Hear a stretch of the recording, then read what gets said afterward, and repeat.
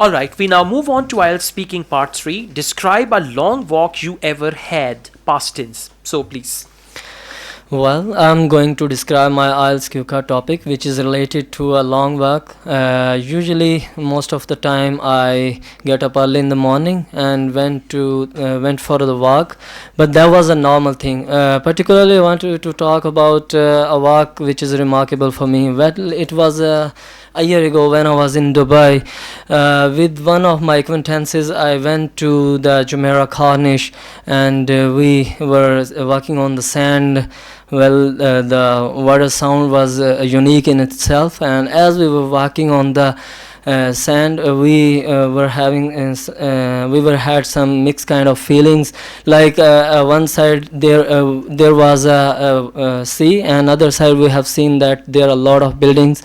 Like we can see far from way the Burj Khalifa, and also we have seen the Burj Arab over there. Okay, thank you very much. You are confusing tenses quite a lot. You're using present perfect tense for past simple. Like you said, we have seen. It should have been we saw. Perfect. We don't use present perfect in past tense like this, because your topic is describe a long walk you ever had.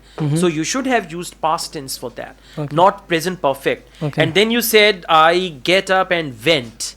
So it should have been I got up and went. Then you said we were had.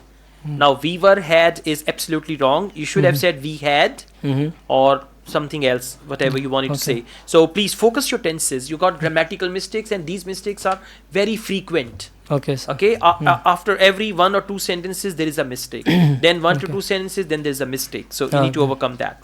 Let's go on. What outdoor activities do people like in your country? Well, it's purely depend on the one's own personality. Well, some people go for shopping, when some people go for a walk, some people go for a restaurant to have some meal. So I must say that people have their own choices in this regard. Okay, thank you very much. You said some people go for this, some people go for that, some people do this, some people do that. This is called repetition.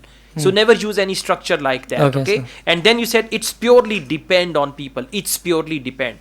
What's the right one? It purely depends on people. So we don't use S with it. We use S with depend. Okay. These type of mistakes. So try to focus there. Okay. Thank you.